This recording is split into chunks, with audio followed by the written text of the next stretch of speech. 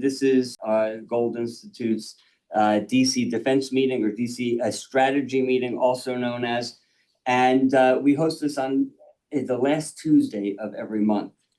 We have a record number of participants today, a total of 88 who are joining us with six speakers plus myself, so we have 7 people. My name is Eli Gold. I'm the president of the Gold Institute for International Strategy. And since we have so many new faces joining us, what I think we'll do is just give you a little bit of a brief background on the Gold Institute. So we opened our doors about 7 years ago. And what we noticed, the people within the Institute, what we noticed is that there's a chasm between academic policy and actionable policy. And what we did was we created something very unique. It's called what we call a think and do tank, not just simply a think tank, but where we have primarily practitioners within the Institute. So therefore, everybody who's engaged, all of our what we'll call scholars, which I call them practitioners, have been in the field in their respective places. We have 2 people who I would identify as scholars, and actually both you're going to hear from today. John Wohlstetter, who's sitting here with us, he focuses on missile defense, and that's more from a scholarly perspective. And then we have Saul Montes-Bradley, who is our Vice President of Communications and typically focuses on terrorism, something we do not wish to have practitioners of within the Gold Institute. And the reason this is so important is because it provides a unique perspective when it comes to creating policy. If you've never been in the region, if you've never been in the field, you often are missing a key component of those in those areas. And that's the little gap that we at the Institute hope to fill. So additionally, one other key component is that it's always important when looking at foreign policy to understand the cultural dynamics. So therefore, when setting policy, we're including the regional perspective on things. So therefore, we were able to create policy that is actionable, that won't offend the region, and has the greatest opportunity for success. So just one housekeeping note, and that is that we are actually using this new system for the first time. Katie here is going to help me with it. So if there are some hiccups, definitely understand that. If there are any questions, please feel free to type them into the question area, into the message area, and we will do our best to answer them either during the meeting or following the meeting. Each presenter speaks for 5 minutes, and I will do my best to keep to the 5 minutes. And there will be an opportunity of 3 minutes for follow-up questions if you have any, or if I have any. So let's jump right in. Our first speaker, our first presenter is Saul Montes-Bradley. You can let him in. Saul Montes-Bradley is the Vice President of Communications for the Gold Institute. He also is one of our 2 scholars. He focuses on terrorism. However, today he is going to speak in neither capacity and speak about a paper that he has recently written regarding Spain and their new relationship with Huawei and the CCP. Saul, the floor is yours. Your 5 minutes begins now. Thank you, Eli. Good morning. Well, as you know, for the past few years, there has been a government in Spain that is dominated by socialist, communist, anarchists, and Trotskyites of every stripe. And out of probably spite for the US and in from other issues, they have been uh, moving ever closer to China. Their relationship with Maduro's Venezuela and Iran goes back to their, in some cases, to the very establishment of the political parties in question.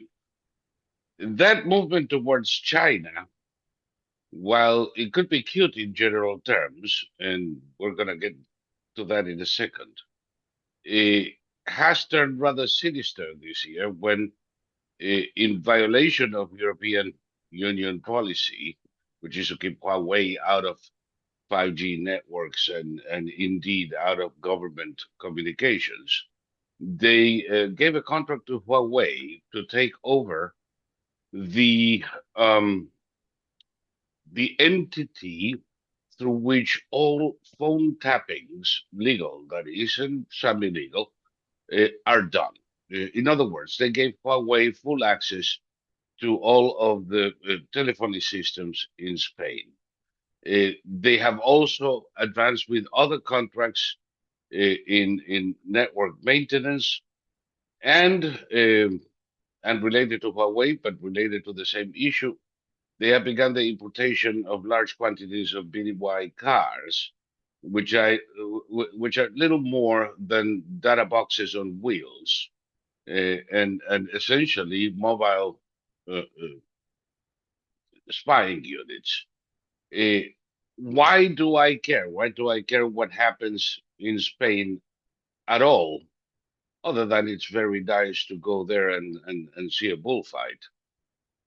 Because we have troops in Spain, because we have NATO bases and we have interest in Spain, from the anti-missilistic frigates stationed in Rota to our Air Force operating out of Moron, to occasionally our higher government officials landing in Torrejon, or naval bases stopping for fuel or other supplies at naval station Algeciras, uh, all of whom are now vulnerable to Chinese, um, how shall I put this, malevolence. There's no question that whether there is a commercial treaty with China or not, China are geopolitical adversaries.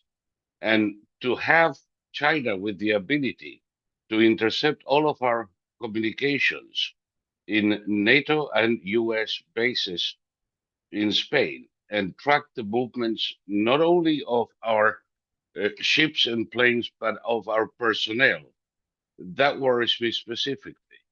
Uh, Back in 1985, if I recall, a single, not yet Al Qaeda cell, although all of these ended up in Al Qaeda, blew up a bomb at a restaurant called El Descanso near Torrejon, one of the bases I just mentioned, killing 89 American soldiers. We still have soldiers there. And they are still very much at risk. Our government should really impress upon the Spaniards the need to curtail the access of Chinese intelligence, because, by the way, Huawei or BDY, they're all obligated to share all of the information they collect with the CCP anyway, regardless of situation. So you might as well consider all of them part of the Chinese intelligence system. So we need to impress upon the Spanish government the urgent need to stop allowing Chinese intelligence gathering near our bases. And at the same time, we have to make sure that our communications there are sufficiently encrypted. Yes, Ellie. So let me just quickly ask you, I don't know if you froze or not. Can you hear me? So, I can hear you so well.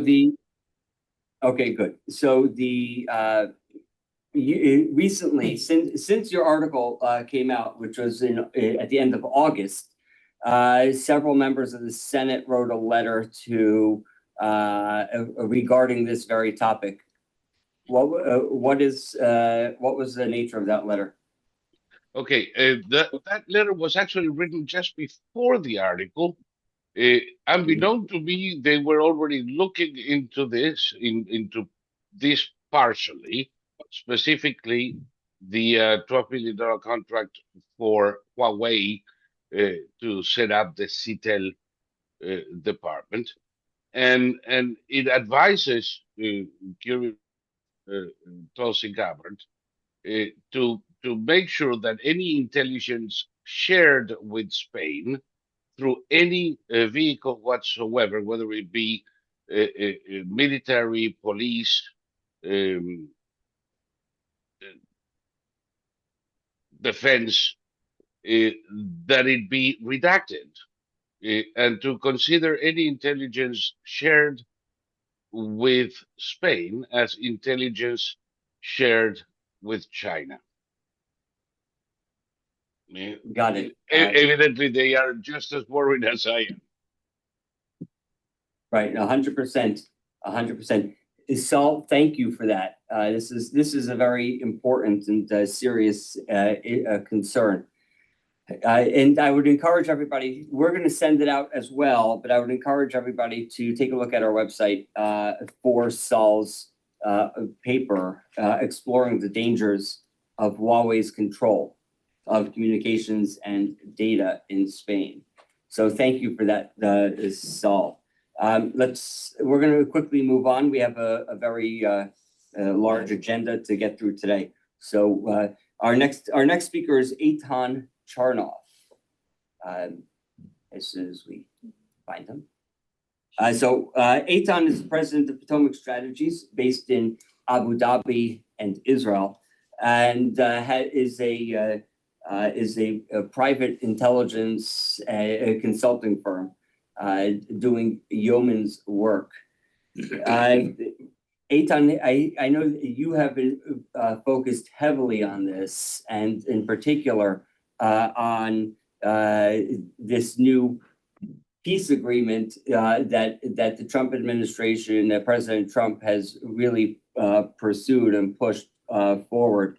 But I know that there are few who have a better sense as to what the GCC countries are thinking better than you. But I would also ask you, before you even start, do they even look at this as a peace agreement, considering the current climate that we're in? Absolutely. And can everybody hear me? Yes. Excellent. Great. Pleasure to be here.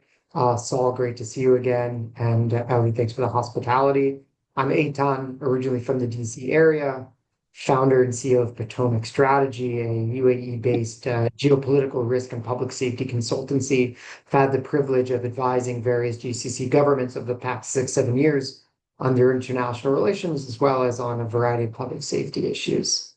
I'm also a part-time resident in the UAE as well. So I want to try to touch on, in the 4 minutes I have, 4 main points. Number 1 is, what does GCC perspective on anything mean? Number 2, how do they perceive the end to hostilities in the Gaza conflict thus far? Number 3 is, how do they perceive the Trump administration? And number 4 is, what does all this mean? So I'm going to try to touch on each point briefly. First point is, on most issues, I don't believe there's a singular GCC position. I think that if 10 years ago, Saudi was the sole decision maker on how anybody in the Gulf, so anything today that's very different. The UAE is a powerhouse in its own right and has the self-confidence and experience to make its own determinations on what its priorities are. And thus today, there's actually 3 centers of gravity and 3 viewpoints on any given topic within the GCC that matter. One is the Saudi position, the second is the Emirati position, and third is the Qatari position. While the Saudi and Emirati positions more often than not overlap, they're often in conflict with the Qatari view on things. The Emiratis, the Saudis, and most of the other Gulf thrive on stability and thus their position on any issue is what outcome is going to lead to stability. Stability means economic opportunity. It means physical safety. And those are some of the primary drivers that these countries need to thrive as hosts of large expat populations who are looking to diverge from oil. To put things bluntly, the Qataris thrive on something different. They thrive on the diplomatic capital they can achieve through being involved in crisis mitigation. As a result, they thrive on crisis. Thus, I believe, in my own personal opinion, and I'm speaking on behalf of any of my clients, the GCC welcomes with open arms an end to hostilities between Israel and Hamas, on almost any terms. That's the reality. However, until very recently, I don't believe that Qatar was interested in an end to these hostilities. And although it's a very unpopular opinion, I believe that Israel strikes in Qatar, regardless of who they did or didn't kill, shifted the Qataris' risk-benefit analysis and made them determine that this conflict is no longer in their benefit, and thus were able to put more pressure on Hamas to capitulate to, whether you like him or not, a brilliant end to hostilities that Trump managed to push through. So I want to, with less than a minute I have left, touch on point 3 and 4. How do they view the Trump administration? They like his economic diplomacy a lot, and they appreciate the out-of-the-box thinking that led to an end to hostilities between Israel and Hamas. And he's somebody that's very convenient for them to communicate with, because he's primarily conducting diplomacy through economy, which is also their primary diplomatic motivator as well. The last point is, where does this leave us? That's just my alarm. So I know I've spoken for 4 minutes. I say, no, I'm tight on time. I'll leave you all with one key. It's not a piece of information, but how I see things. Nobody in the Gulf will be happy if there's a breakdown in the situation again in Gaza. It doesn't matter whose fault or why. However, the only force in the Gulf that really has any say on if hostilities resume is Qatar. Despite their warm ties with Washington, their branding as the peacemaker, they were also the ones hosting Hamas for the past few decades, but certainly during this war. And they provided a safe haven for their decision makers and leaders throughout this conflict. And I still believe, in my humble opinion, that they are the most important decision maker about Hamas's actions. There is no single Hamas leader who decides for himself. It is up to his Qatari hosts what the organization does and doesn't do. That's my 4 minutes on the subject. I'm happy to answer any questions if there are any. Thank you all so much. No, thank you, Eitan.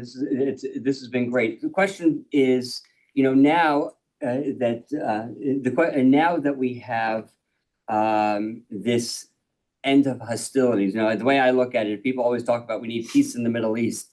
And Nahro Zagros, who's joined us, has heard me say this a dozen and one times, that our goal should be stability, not necessarily peace. Before you can have peace, you have to have stability. And up until today, recently, it's always been understood that for an expansion of the Abraham Accords, there has to be a two-state solution. Saudis have said this, Oman has said it, and so on. However, since this end of hostilities, that we have seen, the question that we have is, can we see an expansion of the Abraham Accords today, or do we really still need that two-state solution? I believe that will depend on the country we're discussing. I also believe that Trump's unconventional diplomacy can lead to results that, frankly, wouldn't be possible under any other leadership. And giving him tremendous credit, even though I wouldn't say I'm a overall Trump fan necessarily, but facts are facts. He's able to pull things off nobody else can. The region knows that, and Israel knows that. And I think that in the twilight of this end of hostilities, which Trump managed to broker, greatly increases the likelihood that also under his out-of-the-box creative and brutish approach to diplomacy, there could be an expansion in the near future, and it could surprise us even how quickly that happens and with whom. I will say, in my eyes, the largest stumbling block to an expansion of the Accords tomorrow isn't a definitive two-state solution. It isn't if there's progress towards a two-state solution. It's that if the far-right flank of Israel's government can cease some of its more volatile rhetoric, which makes the optics of further engagement with Israel very, very, very difficult. You know, when Finance Minister Smotrich tells the Saudis to keep riding camels rather than make peace with Israel, that weighs heavily in the public discourse and behind closed doors within the Gulf. And I'll tell you one step further. Remarks and decisions by people like Minister Ben-Gvir as well exacerbate the situation and make the optics of engagement far more difficult. It's less about if there's a Palestinian state today or in 5 years. It's more about, is the Israeli government saying things that we Arabs, right, in the most broad sense of the word, perceive as overtly racist towards us and our fellow ethnic group. And the problem is that Israel's government, unfortunately, right now is ripe with people at the ministerial level whose own political survival is unfortunately dependent on them maintaining this rhetoric and symbolic actions and attempts at legislation, which will by default ignite controversy across the Arab world, because that is how they appeal to their voter base. So I think that that's going to be the hardest stumbling block that we'll encounter. And the proof is in the pudding. This week there were already, talks about things with the Israelis and the Saudis that Trump was brokering. He also made some mentions about this. And Minister Smotrich came out and said, we don't need peace with the Saudis. They should keep riding camels. So how are the Saudis supposed to maintain their honor and keep their public on board when that's the Israel that they're seen to be engaging with? Got it. Thank you, Eitan. I want to Sure. encourage people John, a quick question. Yeah, I think there's another issue. I mean, overall, it would be nice if there was less talking in public by all the parties. Those idiots in the Knesset did not help things. But the fact is, there's another problem, and that is who is going to run Gaza? And the Israelis can't do it, and the United States can't do it, because the world press will not let us use the repressive measures that will surely be necessary. Is there a chance that the clans can get together and make a deal where they run it, and they'll have a free hand to contain Hamas? Yeah, the clans within Gaza, you're asking? Yes. Yeah, in my opinion, I think the likelihood that local Gaza clans have the means, manpower, and coordination to do so is quite low. The whole brilliance behind the end to hostilities that Trump brokered is that the day after issues are actually kicked down the road enough that everybody can stop fighting, Israel can get their hostages back. The reality is Israel still controls 52% of the Gaza Strip, and that was intentionally designed as the next step of leverage in order to try to get Hamas to formally rescind power in Gaza. I personally, and I hope I'm wrong, I don't see Hamas voluntarily stepping down or giving up their arms. But if under some circumstance they agree to do so, I think that the most likely scenario is going to be a PA force that's PA under everything but name, because the Israelis are very against the PA expanding their control into the Strip. Part of that is based on real policy. Part of that is in my opinion, a little bit of political pandering as well. But nonetheless, it's a red line that the entire government and Netanyahu has said enough times, the Israeli public won't forget it. I do think when push comes to shove, there might be a little bit of international peacekeepers who show up, who play a very secondary advisory role. I don't know anybody else who has enough guns and manpower besides the Palestinian Authority who has enough of a stake in Gaza to take the risk of trying to control what happens there. And of course, that is all under the pretense that Hamas will actually just walk away.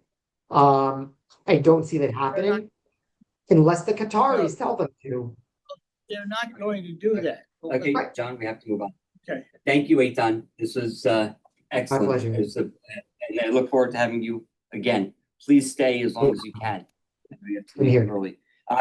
Moving forward, we're gonna come to back to our office, and we're gonna move to John Wohlstetter. John is a Gold Institute senior fellow. He focuses primarily on missile defense, although he recently wrote a fantastic book about presidential succession, something that was it continues to be relevant every day, but certainly was relevant towards the end of the previous administration, possibly throughout the entire administration. But Saul, you're here because you're talking about, you're working on the third iteration of your book, Sleepwalking with the Bomb. And why is that so important now? The floor is yours. We have a microphone here. Yeah, you're good. By way of background, I should look in that direction. Yes. By way of background, I published my second edition of this book, Sleepwalking with the Bomb, in 2014, with a history of nuclear proliferation that goes literally from the dawn of the nuclear age to what was then the present. And it turned into a series of chapters, about a dozen of which, in each one, I had a primary country that was the problem, but there were others that were mentioned. I'm not going to read the full list because it's going to be circulated.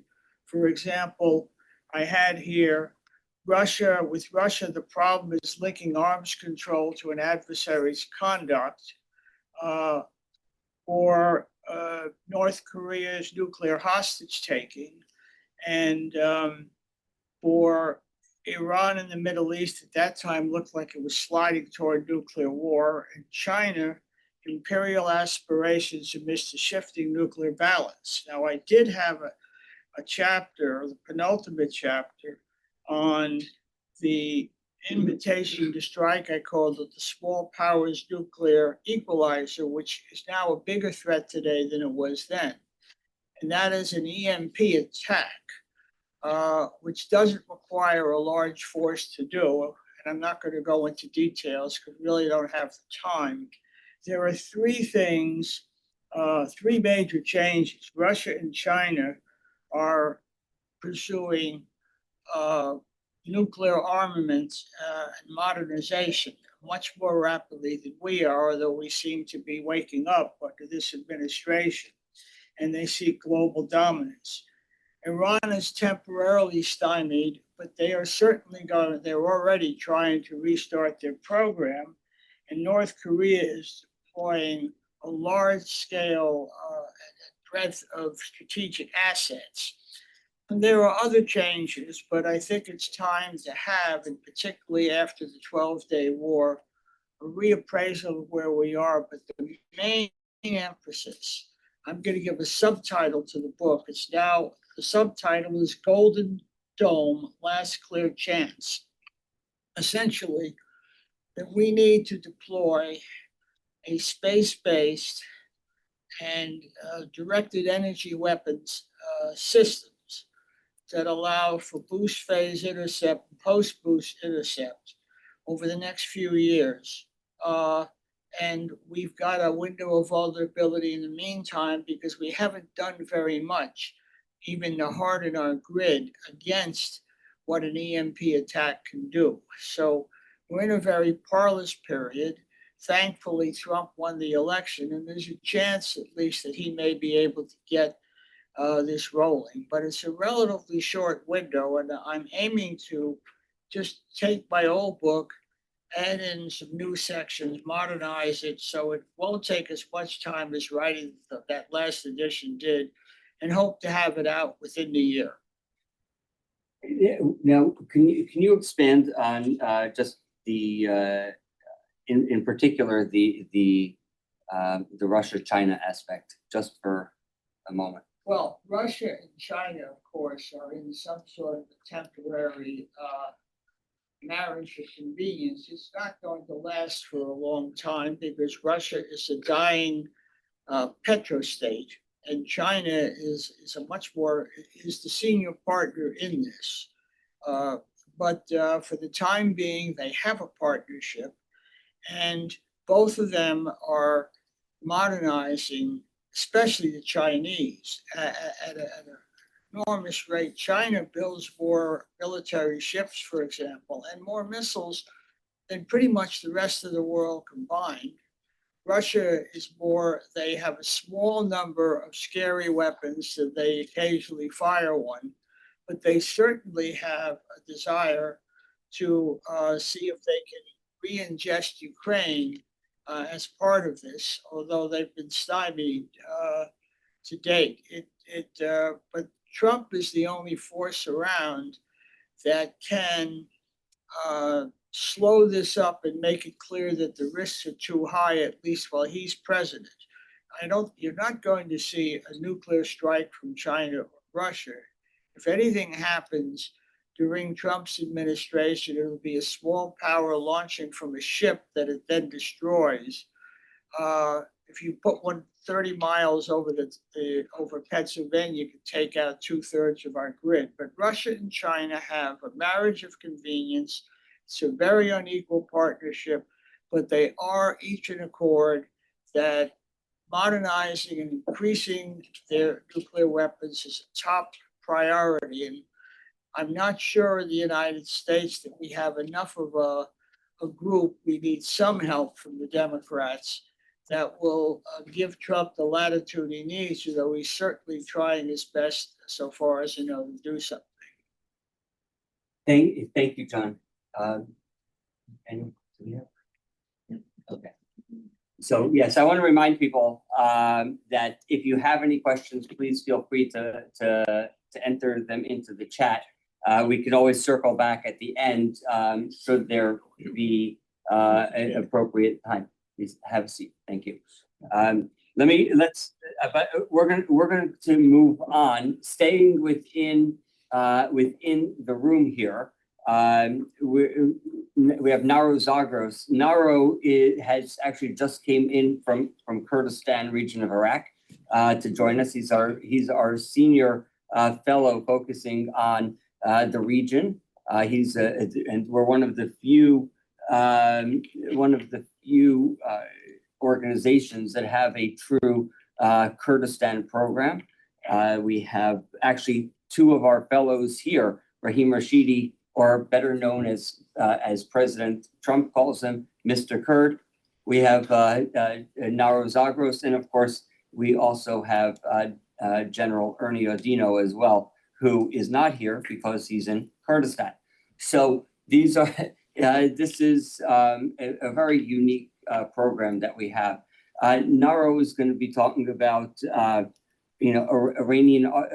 Iran regime change, armed militias or groups, opposition groups, and the floor is yours. Yeah, thank you. Thanks a lot. Should I? Okay.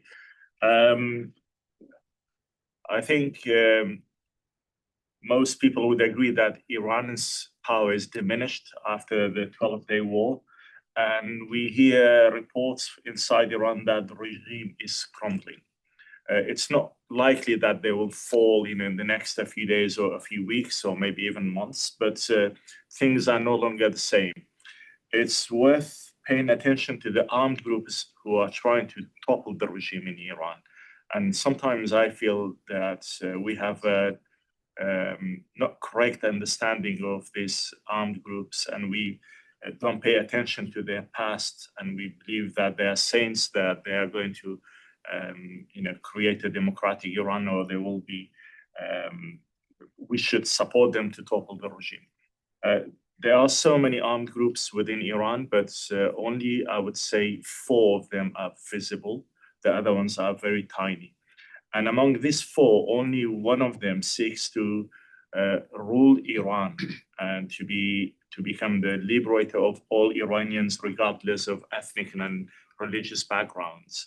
And then the other 3 are mainly based in different regions within Iran, and they only try to protect their own people rather than the whole country.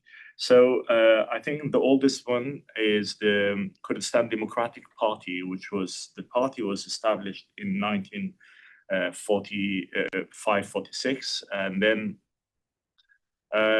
in 1979 they led a guerrilla war against the new the Islamic regime of Iran, and then they split themselves. They became a few groups, and then now they are, in the past 2 years they've been reuniting their forces together.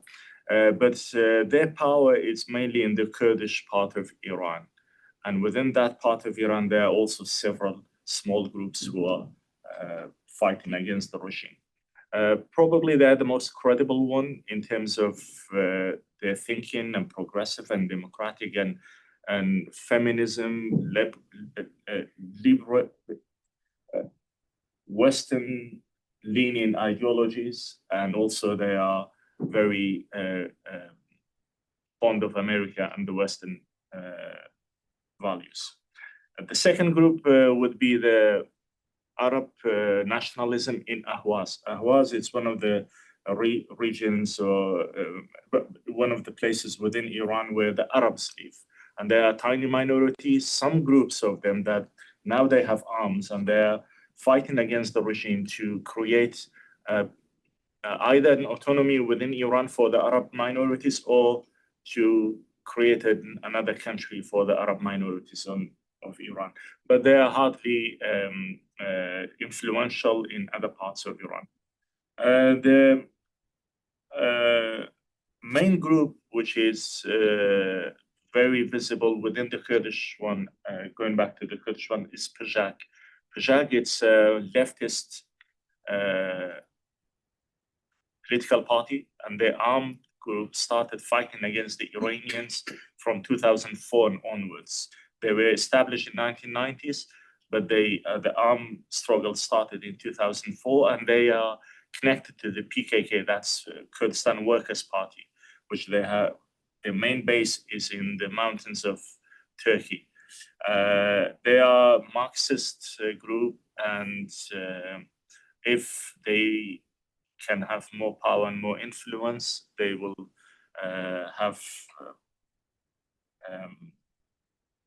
they will create an environment that would be a bit catastrophic for the old Kurds, I believe. I don't know whether Kakratim would agree with me about PJAK or not.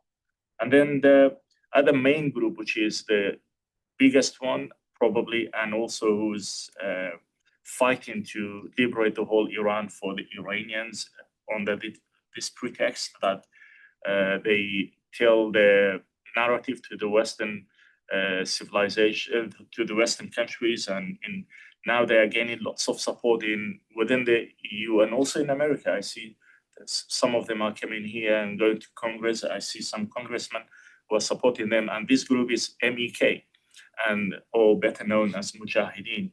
Mujahideen as a political movement, it was started in 1965 by some students from Tehran and universities in Iran. And then they were part of the group who fought to topple the Shah of Iran in 1979. But then afterwards, they fell out with the cleric of Iran, with Khomeini, and they left the country. They established their bases in Iraq, and they were supported by Saddam Hussein. This group, they are Marxist, Islamist, feminist, which it's a weird combination. I don't know how it works, but that's what they are. And my fear is these guys are a bit dangerous. They are still Marxist, and they have a history of supporting Saddam Hussein. They were supported, their bases were established in Iraq. Money and armament were given to them by Saddam Hussein. Saddam Hussein established a TV station for them. And they were, during the Iraq-Iran war between 1980 and 88, they supported Iraq against their own people in Iran, and also bashed most of Iraqi oppositions who tried to topple Saddam Hussein inside Iraq. After the liberation of Iraq, they left Iraq. Now they are based in Albania, which is far away from Iran. But again, I'll finish with this thought, and we shouldn't trust these guys because, like I said, the combination is weird and their history is very bloody, and I think they will be even worse than the regime that we have in Iran right now. So do you see, is there any group, individual group, we talk about Reza Pahlavi, the Shah's son, Crown Prince, is there anyone that actually has an overarching support? Is there any group, any individual that really has the support that can actually shift? Not really. At the moment, we saw the Jina Amini movement, for example. It was a massive demonstration all over Iran, but it was leaderless. So people were taking to streets against the regime, but there was no leader. Among all these groups, the MEK probably is the biggest one, but they are the most dangerous one for the future of Iran. But the most important organized group, that is Mujahid. That is very clear. Yeah, MEK. That is, they have links inside Iran. So they're the most organized, but not necessarily the best. No. So are we optimistic? Right. Are we optimistic or are you pessimistic? I'm optimistic that the regime will fall, but I don't think there will be any force to reunite the Iranian people together, because it's a country divided along ethnic and sectarian lines, and it's shattered. So nobody could piece back all these, small pieces together. If I could. Just real quick. Yeah, now that could be a good thing. I remember what de Gaulle said about Germany, which was true for 30 years after the partition. He loved Germany so much he'd always like to see at least two of them. I'm perfectly willing to see Syria in 3 or 4 parts, Iraq in 3 vilayets, and all those countries. Just because if you can't unite them, at least if they're up against each other, they won't be the same kind of a threat to the outside world. I can't agree more. I think this forced marriage between all these groups in these countries, it's no longer viable, and it's not good for the future. Well, that's good for us. Yeah, I agree. I Mr. believe Kurd? the most important thing inside Iran is civil society is very important, very active, and very strong. And the Western country should account on civil society inside Iran.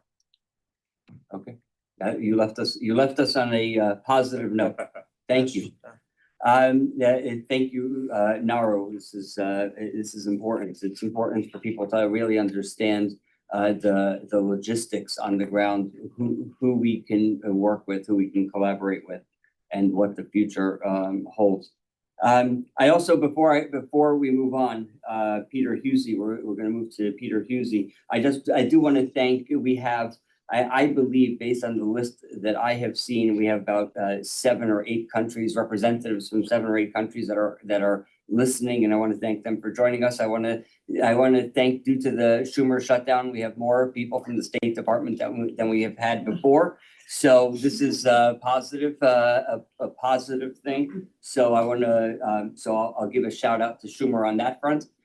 So I believe that this is an important meeting. So I just do want to acknowledge those who are here. We have a guest as well joining us, Peter Huessy. Peter is the president and senior director of strategic deterrent studies at GeoStrategic analysis.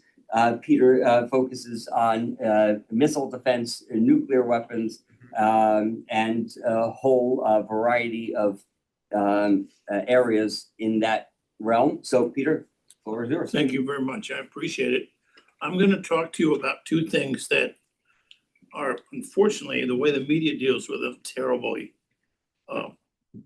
drawn up, and that's arms control and abolition of nuclear weapons. I'm going to start with arms control, particularly because I want to give you a little history here. The Russians look at arms control as a means of coercing the United States to do what they otherwise America would not want to do. And they dress it up. It's remarkable. In 1983, the only national intelligence estimate on nuclear deterrence was written, and it primarily talked about how did the Russians view nuclear weapons themselves? How do they look at it? Not what we think, but what do they think? And it's the only one ever been done. And unfortunately, it remains classified except for a 37-page summary, which I have, which has been unclassified, which is really quite brilliant. But let me talk to you, if I can, about what's going on here. We have two windows of vulnerability. When Ronald Reagan became president, he talked about one, which I'll get to. We have two. One's called Ukraine and one's called Taiwan. In 2014, when Ukraine was invaded, our president said, that's of no interest to us. That's what Obama said.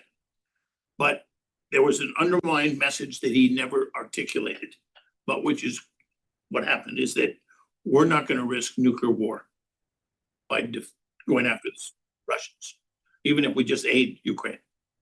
And part of that was we weren't worried about our central strategic systems out there in North Dakota and Wyoming and Montana, or in Kings Bay or Bangor where we have submarines, or our 3 bomber bases. We were worried about the fact that on the theater level, the regional level, we have 100 gravity bombs on airplanes in England and Turkey and a couple other places. And the Russians have somewhere between 1,900 and 4,000 of these weapons that can reach all of Europe and reach Europe very quickly. And which is what Putin has been threatening to use now for almost over 3 years. So we said no. Biden comes in and Mr. Putin says, well, you said in December, you're not going to respond, but it depends on how much I take of Ukraine. So what the hell, I'll take the whole shebang. See what he tried to do. And the Biden administration, unfortunately, was terrified of escalation. So they pulled back. They told Ukraine, no, don't hit that Russian target. No, you can't use these weapons. And the Russians got the message. And the message was, you take what you can take. Now, you have to hand it to Ukraine. Extraordinarily capable and very quick at countering what the Russians have. And the Russians, they have generals, but they don't have intermediate leaders. So their forces weren't directed very well. And can you imagine United States fighter planes going after that wagon train of Russian supply just sitting in the mud after in 2022? We wiped out the entire Russian military that was in Ukraine and across the border. But NATO said, this is existential to NATO, which it is, by the way. Russia's been trying to kill NATO forever. It's existential to NATO, but we will not involve our own countries. We'll let Ukraine do this with our weapons. And that was because we were intimidated by Russian nuclear weapons. How did we get in this mess? Everybody, you've heard about the SALT process. That's not arms control. In 1966, Robert McNamara, Defense Secretary, said, we need to build a missile defense against China, which China was building a very very small number of weapons. And Brezhnev, as soon as Nixon became president, I mean, the day after he got elected, Brezhnev called the president and said, I know you're not president yet, but here's the deal. We have to stop all these defenses. That defense you're building is not against China, it's against us. Okay. And so Nixon and Kissinger said, okay, we'll do the defense thing, even though the Russians traditionally love defenses. We'll do that and we'll add to it SALT, the Strategic Arms Limitation Talks. We'll cap our offensive weapons, which, by the way, the cap that was decided on was where we're going to go anyway. Why did Brezhnev want the cap? He said, I need time to catch up. You understand? It's got nothing to do with, oh, we love arms control. And he didn't want the United States to build defenses because he said that they could be good at. He was kind of anticipating the revolution of military affairs about space and miniaturization, which is key to missile defense. If you look at the Israelis on Iron Dome, without a human joystick in the process, they can redirect their interceptors against the Hamas and Hezbollah rockets coming in. They've had 30,000 rockets aimed at them shot at them in the last 14 months. And they shot down over 95% of them. Can you imagine if they didn't have the ability to shoot down at least what they shot down? So we signed SALT, and SALT is an executive agreement. The ABM treaty is a treaty. The Senate had to agree to it. And it basically banned all defenses, and it basically put us, we decided not to do much. And on SALT, the Russians went from 2,000 to 12,000 nuclear weapons by the time the 1983 NIE, and the projection of the NIE was in 1993, the Russians will have not 12,000 nuclear strategic long range. I'm not talking about theater stuff. They will have 24,000 strategic nuclear weapons under the SALT process. That was the window of vulnerability that Ronald Reagan talked about. Pardon? Okay. So when Reagan came in and said, we have to undo this, it was collapse the Soviet Union, go on an economic war against them, reduce nuclear weapons dramatically, and build up our own military, which he did across the board. But it was a lot more than the military. He did wonderful things that Roger Robinson did, which was, why are we loaning all this money to Eastern Europe? Almost interest-free. And when they don't pay, we give them another loan and wrap all the interest into the new loan and give them a concessionary rate. And Roger Robinson said, I don't know, sir, I think it's called Deterrent. And Reagan said, well, I'm not in favor of Deterrent.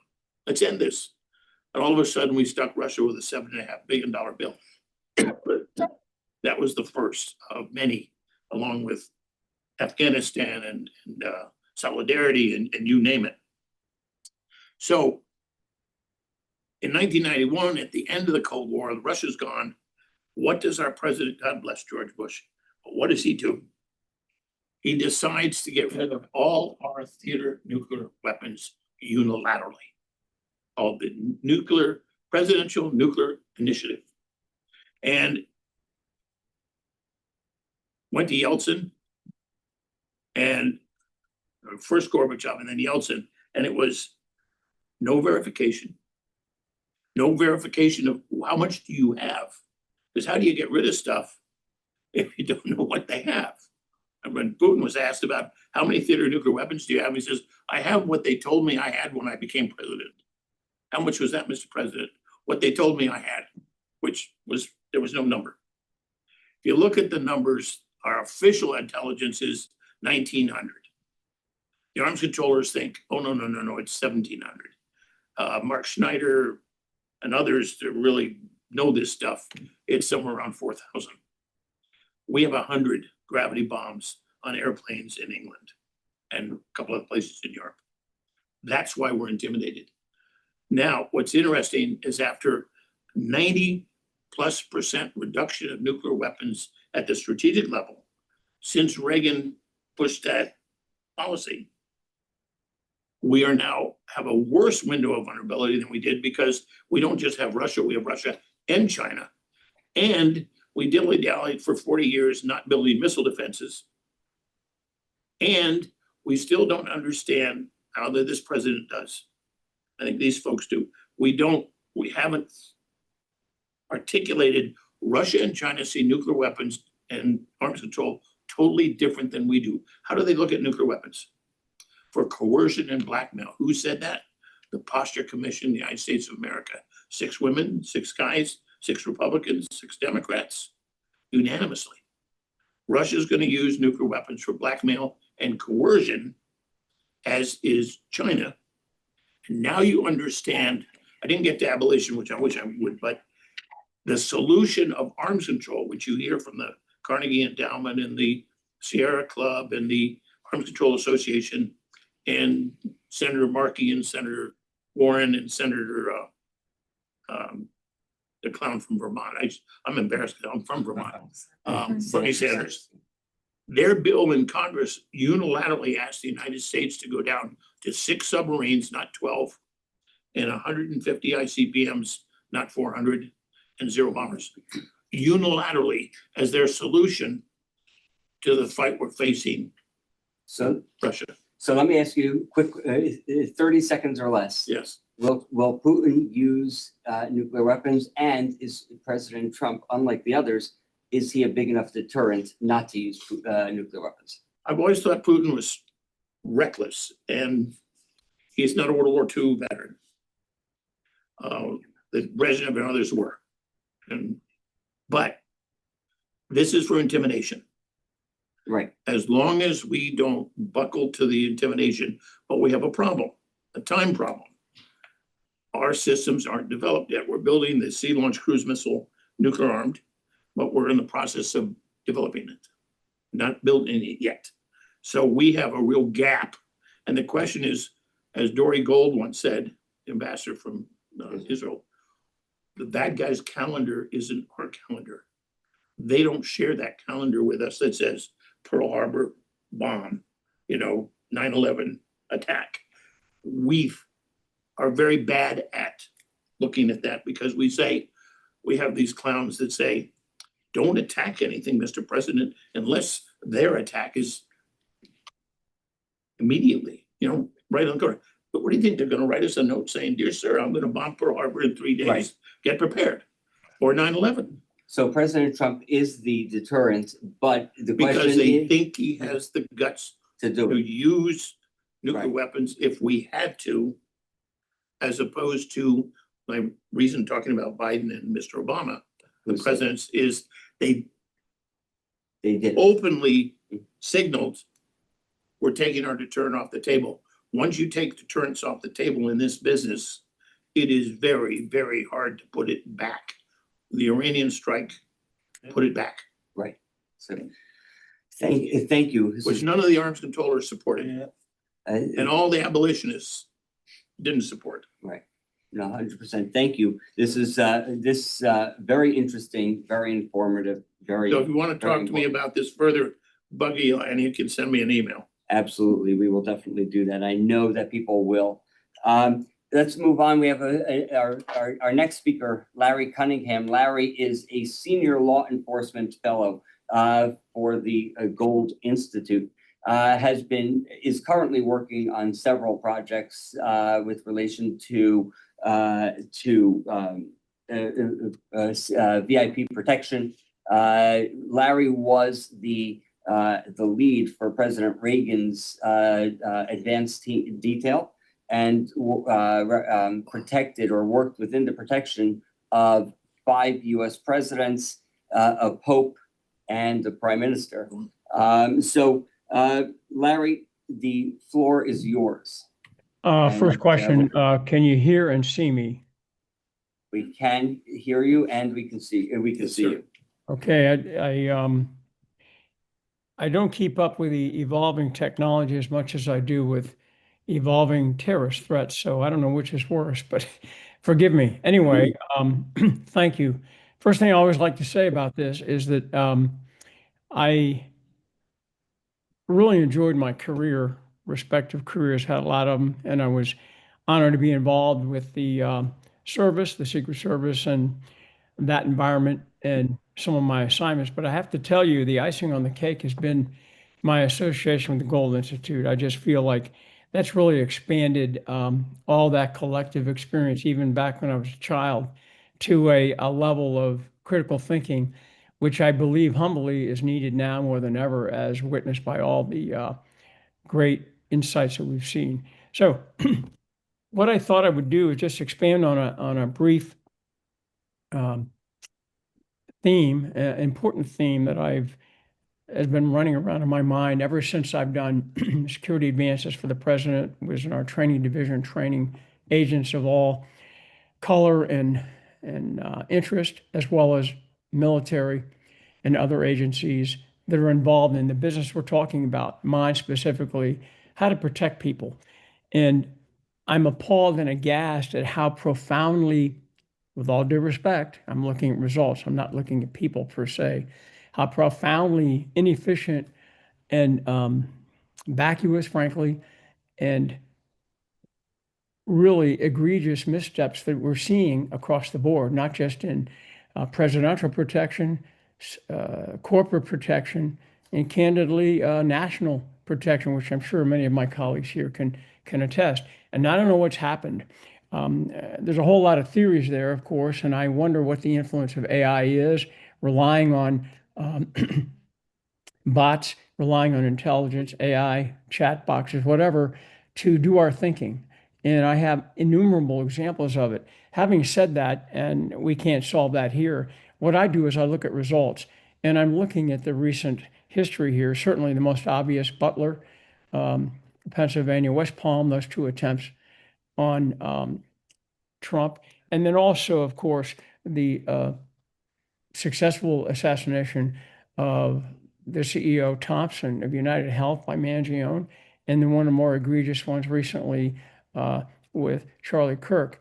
And the reason I'm bringing these up is because that we still have a very serious problem, despite all the technology, despite all the consensus that, gosh, we really have a problem, we need to do something. And I'm sure everybody involved wants to, but I'm concerned that politics, divisive politics, as you've seen, lack of training, lack of the benchmark metrics that you use to solve these problems, or at least mitigate their effects, have either been ignored or profoundly absent, forgotten, or in some cases, I go as far in private circles to say, what are they raising here? Lobotomized sheep. And I believe that describes some of the far left thinking that encourages this kind of thing. So that's basically the problem. Now, the next thing I want to do is I want to talk about why.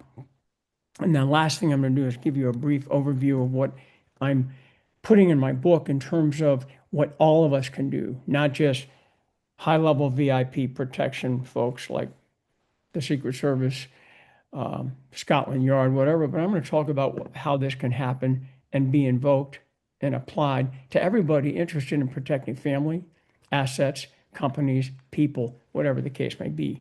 Because I'm seeing that there's basic key elements are conspicuously absent now from all levels, and even the military, frankly. And I don't know if it's bureaucracy or whatever. So those are the things I'm going to be addressing in the book. Now, why? Well, I think if you look at why this is happening more than ever, you have to at least consider divisive politics as among one of the big causal factors. I know I'm not telling you anything that's unusual or new we haven't thought about, but the problem is it started with the Biden administration and some of the things coming from the very top that would invoke all this. And when you look at some of what's happening, there are a lot of folks out there that are in the extreme, and it just takes one, of course, that have some aperture in their thinking, some aperture in their psychopathology, that this enters in, this crazy, divisive rhetoric and behavior, frankly, and it amplifies inside that aperture, and then it grows to a level of, gosh, it brings forth some of their pathology. And what do we see? We see horrible things being said, and we see attacks, and we see a divisive rhetoric that not only isn't tamped down, but it's being reinforced, and it's being reinforced by folks that supposedly are leaders, and we can call them out right now: Jeffries, Pelosi, Pritzker. I mean, these things are just inflaming this fringe group that is becoming more and more of a problem for us. So that is one of our problems that enables some of this behavior. So now, I have a few more minutes here. So what do we do?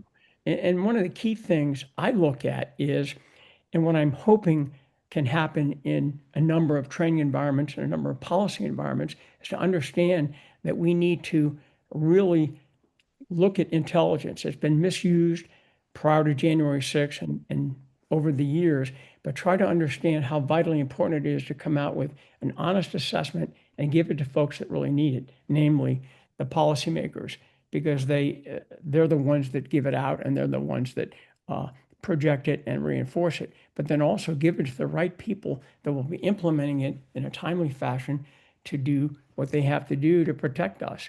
The next thing is, how do you integrate that? Well, first of all, training among all that are interested in protecting people, assets, and so forth, and then integrated training. Some things happen that was reinforced after the Warren Commission and the 9/11 Commission, namely a very basic thing. We need to do integrated training. We also need to share information in a robust way, without the guidelines, without the walls, without the stopgaps, and say, look, this is what we have. We need to foster a cohesive team. Quick side note, the irony is after 9/11, DHS was formed. And I know many of you are aware that the philosophy was, well, hey, we're going to have one big sandbox, if you will, one big auditorium, whatever you want to call it.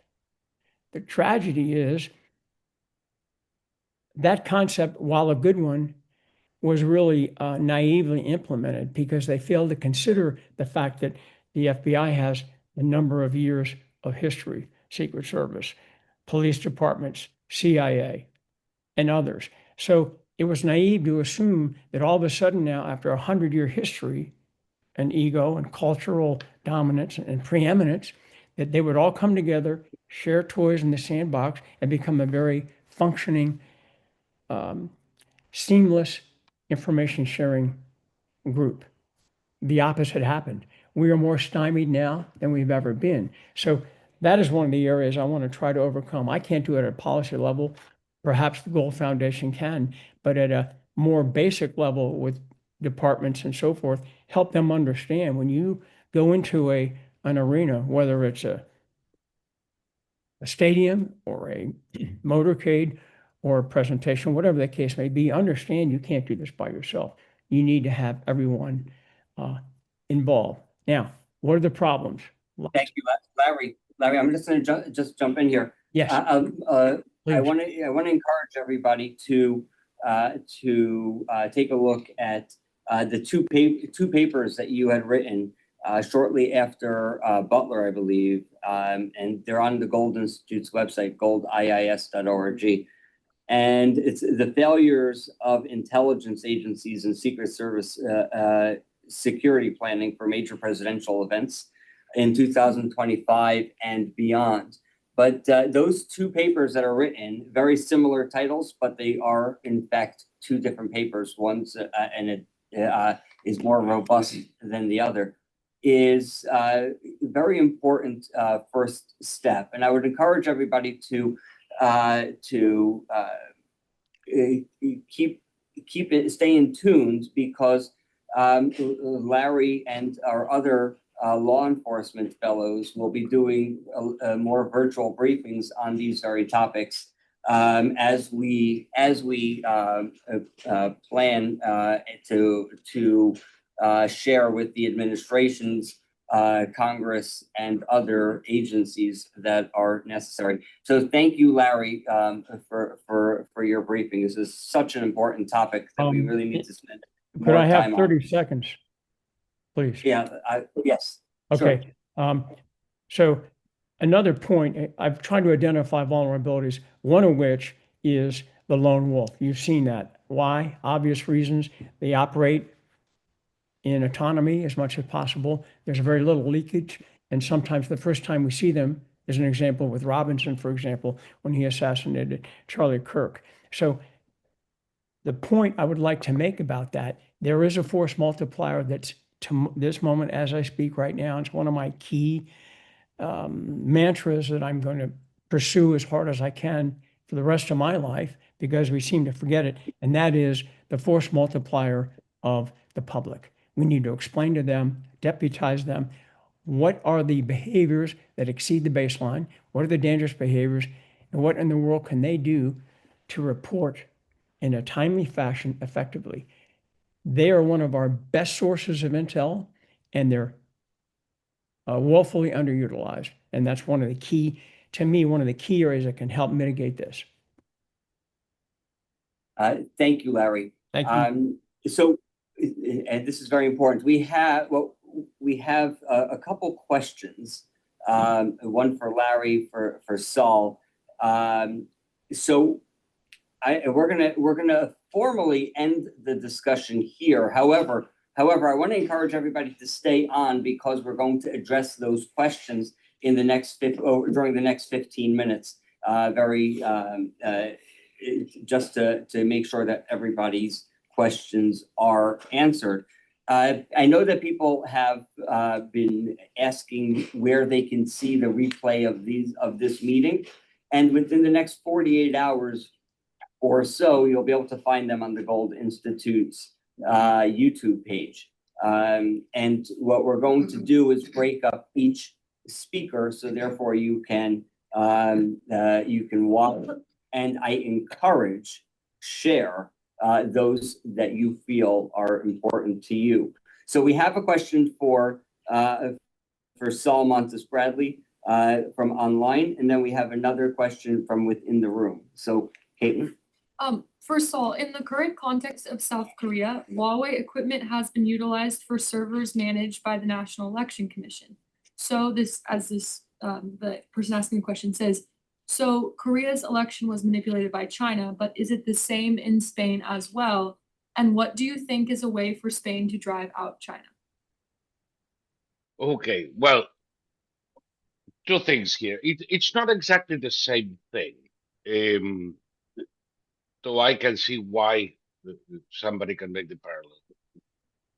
You cannot drive China out of Spain for as long as the current government in Spain remains in power.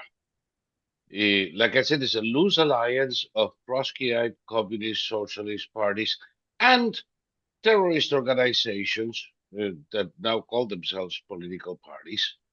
And their foreign policy is tied to the very condition. These people are allied with Hezbollah, with Hamas, even today. For them, there has been no ceasefire. The fight continues. They still support Maduro, they still support the mullahs, and they still have close ties to every enemy of the US, which is precisely the common denominator of all of these actors. It's not a single activity that jeopardizes an election. There are very, very many problems with the election in South Korea, but this is not a single issue. It is a structural, it is a systemic, not failure, but decision to pursue a particular road. And I came into this because of my eye on terrorism. You see all of the terrorist groups in Spain, from Terra Libre to ETA, are now part of the government. They actually have veto power over any bill in the Spanish Cortes. If that doesn't worry you, it should. It's not the same thing as interference in the election in South Korea, which definitely happened with North Korea and China's involvement. And but it's not yet in South Korea an entire government affair of choosing to side with the CCP. So what you're saying, if I understand you, is that in Korea, it happened. In Spain, it was intentional by the government to bring in this adversary. Exactly. In South Korea, there are definitely bad actors. In Spain, the bad actor is the government itself. Yes. Okay.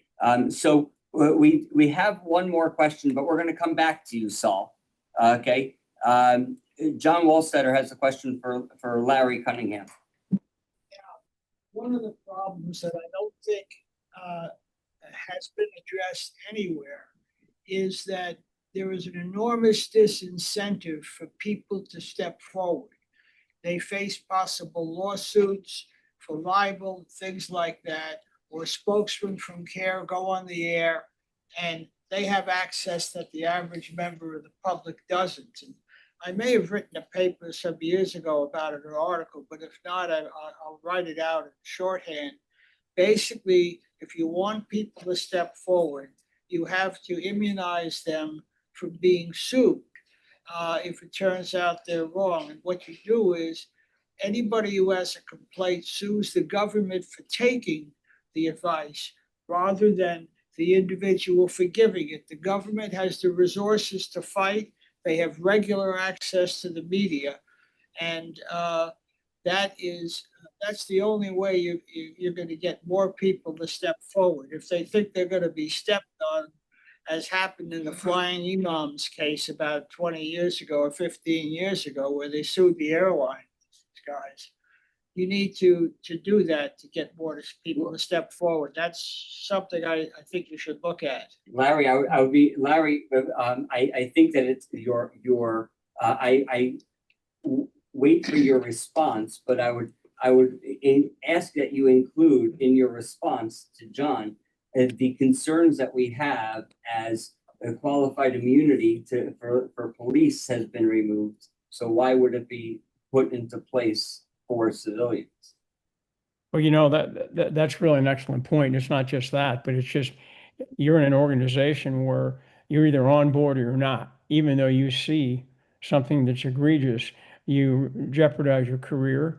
Frankly, you're put aside. I know personally many agents that step forward, both in my era and also currently, that have been ostracized, diminished, and or life made so miserable that they've decided to resign. It's not an accident, frankly, that of all the agencies in the government in the past, I guess in the 2020 era, 2020s, that the Secret Service was among the bottom most desirable and pleasant places to work. That's pretty tragic with such a VIP mission, with such a critical mission. So they don't do well with people, either on board or not, even if it's egregious. And look no further, frankly, than Butler or even, West Palm or many other instances that have occurred. I mean, it's incredible. I'll give you a disparity very quickly, which can cause a significant amount of discontent and agita when you look at giving someone materials to do a very difficult job. You recall in Butler, Pennsylvania, Jill Biden had 12 Secret Service agents, which that's an important distinction because they have the specific training to cover her dinner during that same time frame in Pittsburgh. There was one who was not qualified to do an advance at Butler, and then they were forced to use Homeland Security investigators. Nothing wrong with those people. They're very capable. With the right training, they could do protection, but they were given a job they had no background with and no training. They had to follow instincts. So that kind of disparity creates a horrible morale problem. And if you come forward in that era, you would be ostracized, dismissed, or life made so miserable that you would resign. So John, your point is so key, and particularly in an environment like that. I can tell you firsthand, I have some stories offline I could explain to you, but your point is extremely well taken. And that's problematic because the folks that are coming forward see a problem that would affect the mission. It's not a personal thing. It's something that affects a mission. Yet they're punished for pointing out a discrepancy. And I pointed out many discrepancies in my paper. If you see it, it's just incredible. There's contradictions. It was profound missteps. And frankly, I don't think those folks are really stupid. I just think they were given such political pressure and given such minimal tools to do a very difficult job. So thank you, John. Thank you. I just want to. Yeah, real quick. I understand what you're saying about giving citizens immunity. That's something you can think about. I could be wrong, but I think the government has broad immunity if you're talking about suing them instead. I think they have immunity against forces. I'm just saying. It could be. If we have one final question, that's for Saul. Follow up to the last one. Okay. Is Canada becoming a concern with its increased influence from China? This attendee says, Canada, in my opinion, is where Venezuela was about 20 years ago. Considering Canada is a neighboring nation, what steps can Trump take to avert an issue with the northern border? Oh, Saul, you are muted if there's anyone. I've been curiously enough or not, been thinking about this past week after Carney's tantrum. I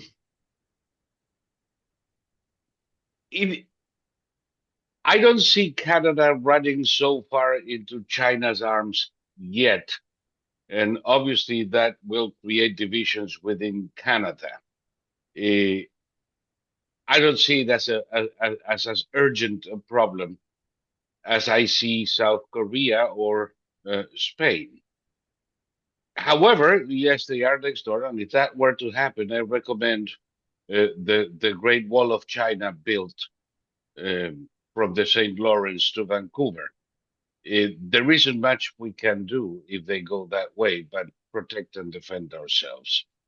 I don't see that happening. I see this as a temporary lunacy, perhaps of the kind that Larry was mentioning a little while ago.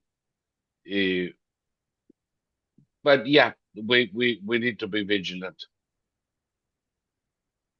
Thank you. I want to thank everybody for joining us this month for our defense meeting. The next one is going to be November 25th. Yes, the next one is going to be November 25th, 10 a.m., same time, same station.